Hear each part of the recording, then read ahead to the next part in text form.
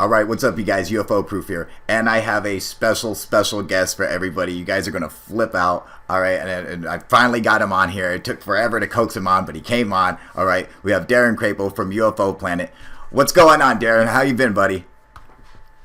Well, it's been a long summer, but we're back in business, and I'm doing well. Thanks for asking. How are you? I'm doing really good. Last time that we talked, it was the roles were reversed. I was on your show and you were interviewing me, and now he's on my show. I'm interviewing him. So, Darin, what happened? Like, why don't you tell us why you took a break from YouTube?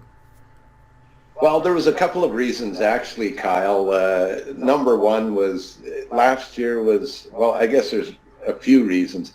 Last year was a pretty tough year for me. I had three people that were very close to me, including my father, passed away. Oh, I'm sorry. And it just kind of, after the third one, it kind of just, basically I needed a break. And I also, unfortunately, ran into some health issues and spent the better part of the summer in bed. And not the good kind like most people would like in the summer. Yeah. And then basically, just a few weeks ago here, I reconsidered coming back. I'm just waiting to go into the hospital for surgery here later near the end of December. And I decided to do a few shows in the meantime, but I really had a hard time deciding that I should come back. And the reason being is, in my opinion, YouTube especially is just becoming such a quagmire of UFO garbage that I wasn't I wasn't sure I wanted to be part of that anymore. But I love the study so much, and it's so much a part of me that I couldn't say no. I had to come back. Yeah. Well, we're so glad that you came back. I mean, like, there's not very many good channels out there, so it's like it's good that you came back. So is this permanent or like, well, you might just go back to just Roku, or are you back to on YouTube for good? I will be on YouTube and Roku. There will be some shows that we will only broadcast on Roku, simply because we have a lot more, I guess, leeway to show what we want on Roku. If you know how it is on YouTube. You put anything on YouTube and someone doesn't like it, and they go and issue a complaint about it, and then you got to deal with YouTube. Whereas with Roku, it's all streamed from my server, so I control the content 100%. One of the other reasons that that YouTube isn't all that high on my list is it's a treasure trove for content thieves. Oh, yeah. Quite often, I'll upload a new program onto YouTube, and within 24 hours, we will get over 100 notices that it's been uploaded to over 100 channels on YouTube already. What? And during the summertime, while I was, had nothing to do but lay in bed, I actually took the time and went and cleaned off all of those uploaded shows, and there was just under 3,000. And I think by the time I was done, I had deleted, YouTube on my behalf deleted over 180 channels for content theft. Really? Wow. And 'cause I've seen your stuff on quite a few different channels too. I do. I see it all over the place. I have seen it on websites that are, and I guess, maybe I should be happy because obviously they like it enough that they want to take it and put it on their channel. And so, but it makes it difficult because the show's expensive to produce. And when your revenue stream is cut because of so much theft, it makes it difficult. Now, I'm not in this for the money. No, it would but be nice to break even. I just gotta say this, and I'll have to jump in there. It's like if I could make money from it, I hope to. That would be awesome. I say more power to you, as long as you're doing it the way we do it. We bring the truth. I don't think there's anything wrong with it. There's something wrong with it when it's like how Secure Team 10 or Third Phase of Moon wants to make money off of it. But the way you do it, or myself, that's that's fine, you know. And I think that you absolutely deserve your money, and YouTube's fucking crazy, all right? I mean, it's bullshit what they did to you, and, you know, I'm glad you're back, and, you know, it just sucked without you, you know? Like, I mean, when people ask me, what's a good UFO channel? I'm like, well, there's reruns of UFO Planet, but he's, you know, he had to take off. I'm like, other than that, man, it's literally, like you were saying, there's so much crap out there. Now, Darin, I saw an episode that you did yesterday, and he had a preview of it on his YouTube channel. But to go and watch the whole episode, you have to go to his website where, you know, he can play whatever he wants on there. And I got to say, that was one of the best episodes I've ever seen of UFO Planet. Well for them, but it doesn't work well in the fake news. It's hard to stomp out, isn't it? Now, we know for a fact that it exists. This problem is monumental, and it's around the world. It's not restricted to one country, but there are some countries that are worse than others. Now, punch all that garbage online. And it happens every single day on YouTube in the UFO world. People that are blowing things way out of proportion. We're also going to take a look at, well, Secure Team 10 called for an invasion of aliens on Election Day. Funny how that never happened, isn't it? And Secure Team 10, who else? They called for an alien invasion on Election Day. Let's check out their garbage. And I let Celeste have a little bit of fun with their video here. Let's see what you did. We're going to focus today's video more on some of these very mysterious documents that have been leaked recently. Detail about an alleged fake alien invasion. And as a matter of fact, we'll just go ahead and start with that first, because that's probably the most interesting. I've been getting tons of emails about it, so the gist of the story is that Anonymous have just read alien invasion on November 8th, otherwise known as Election Day. The document, which I am totally sorry if that offends any of you Trump supporters, because everyone knows that Secure Team 10 is the #1 purveyor of absolute bullshit on YouTube. I mean, it was funny. It was entertaining. It had knowledge, and he was laying out the facts, and nothing was holding him back. And so, if you guys get a chance to go and check it out, I'll leave a link in the description for you guys, so you guys can go and check that out, because that's awesome. So, well, that shows you the difference, Kyle, of what I can do when I'm not constrained by YouTube, because I designed that episode and created it knowing that it would never go on YouTube. And so it gave me freedom to do what I wanted to, and you got to see a little bit more of my sense of humor in there too. In fact, I made it very clear at the beginning of the program that you're going to need a sense of humor to watch this show. I know, it was funny too, dude. I liked it. You know, and I think that really makes a difference in the field of ufology. Well, at least on YouTube anyway, with all the shows that people adding they always are like fear mongering, or they're you know, they're trying to scare you or tell you some outrageous story, you know. And it's like, we seem to do the exact opposite of that, where it's like, okay, we're not going to lie and try to scare you. We're going to tell you the truth and try to make you laugh and give you some entertainment, you know, and just be like, this is what's up, you know. And I really like how you did that. That the platform for your show is, I mean, it's an inspiration, you know. I've said this before, and I'll say it again. My integrity is not for sale. Right. And, you know, I just recently, just a couple of days ago, Kyle, had a discussion with my YouTube rep. And we spoke on the phone, and he was, you know, giving me ideas on how I could increase the subscriber base on YouTube and get more people to watch individual episodes. And basically, you know, it was make your headline your title more sensational and put wild pictures up there with it, you know, for the thumbnail. And I flat out told the guy, I'm not selling my integrity so YouTube can make a lot of money. Yeah. I'd rather have a smaller channel with a diehard following than have a viral channel that is full of bullshit. Oh, yeah, absolutely.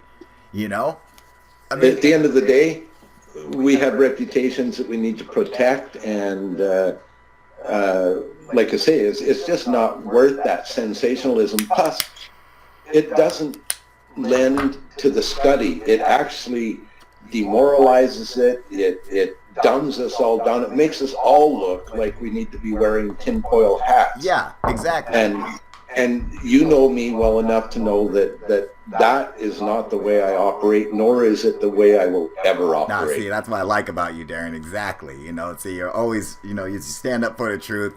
Always, I've always had mad respect for you with that. That's how it's got to be. No one else does that. You know, that's super cool that you do that. Now, I do want to ask you this, and don't worry, I can edit all this out or whatever. But can we talk about your experience?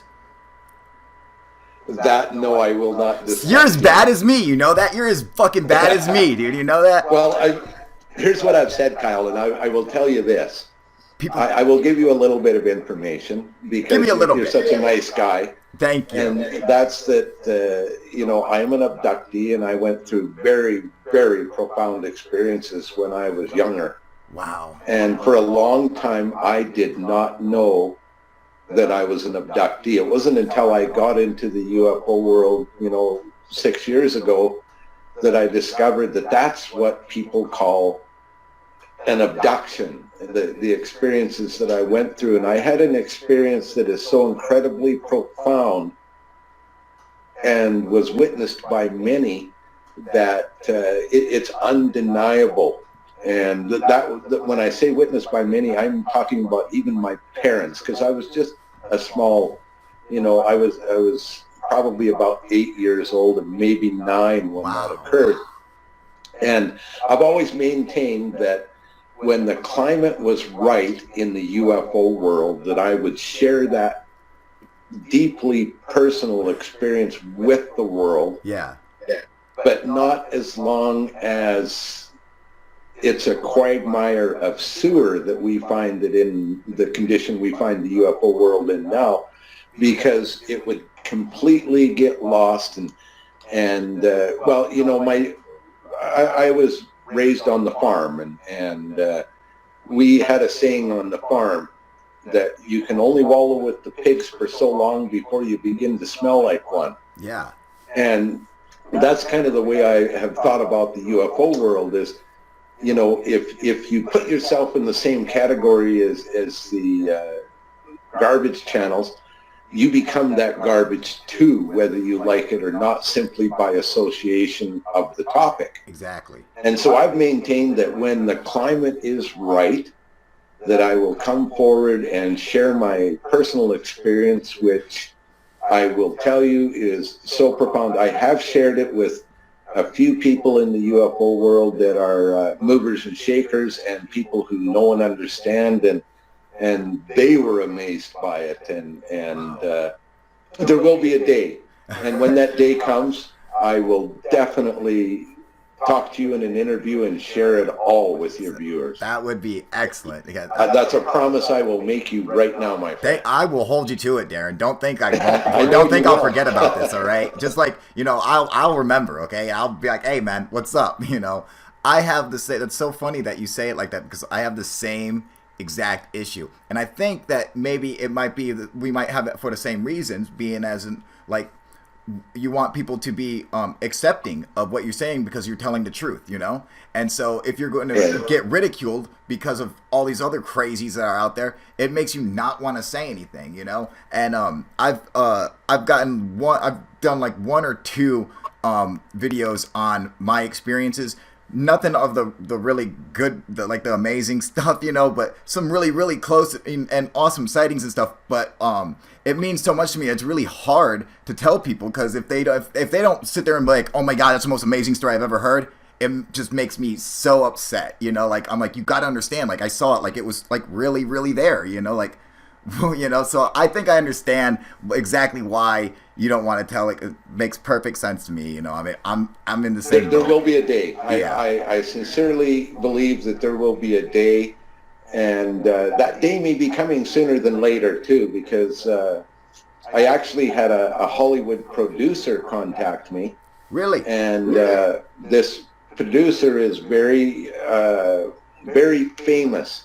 As a matter of fact, most of the UFO programming currently on Netflix is his work. Really? And so he contacted me, and we spoke on the phone several times.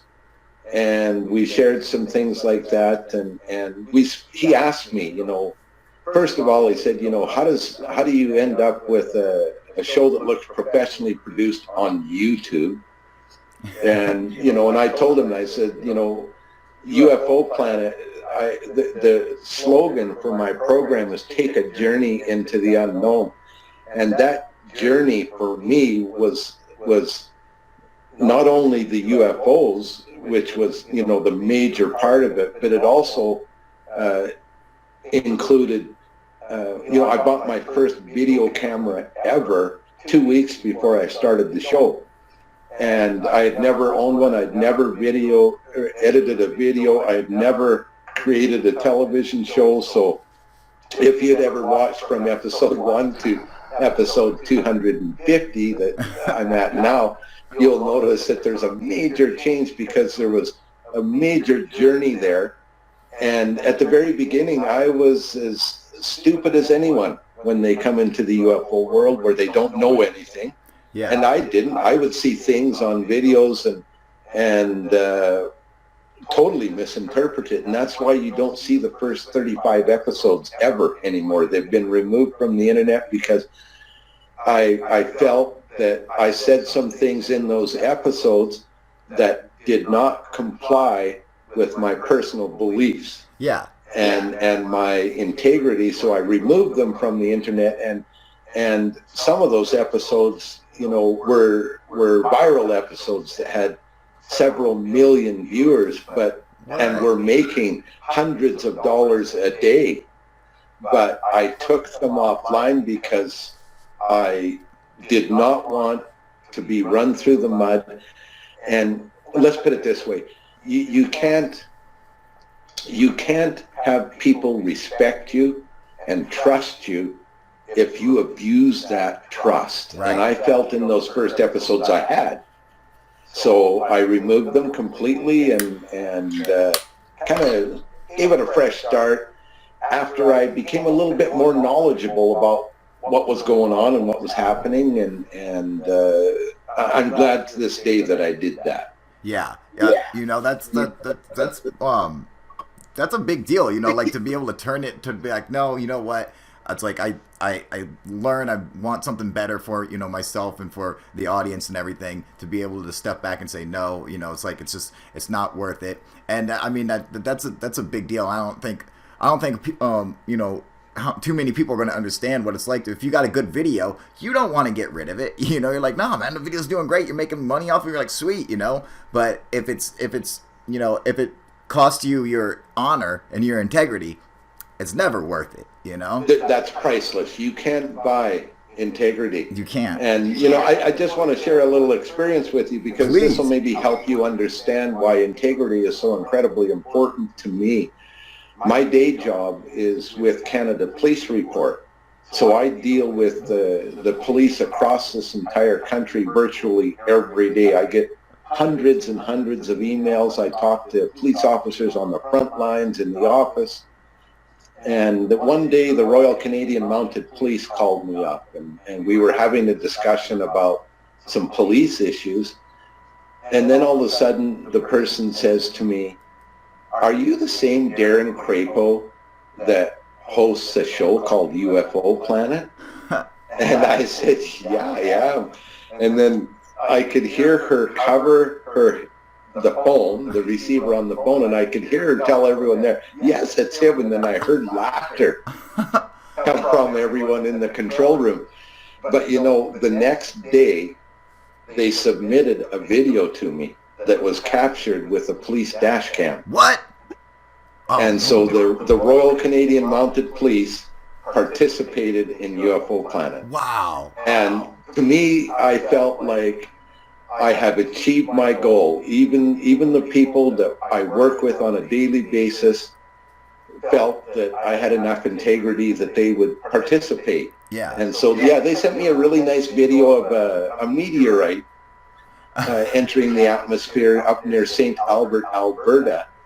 And I was astounded that they had done that. And then, you know, it was a little easier to deal with the laughter that I heard in the background when they discovered that Darin Crapo police media partner and Darin Crapo, UFO Planet host, were the same person. Oh, that's so funny, man.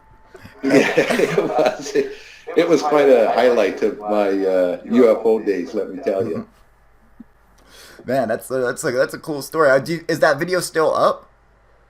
Yes, it is. I'll have to look at which episode it was and send you the link. Yeah, definitely, because I want to see that. And the funny thing was too then is I used, because I have the rights through my company to use the Royal Canadian Mounted Police's logo in my publications, I used it on the show.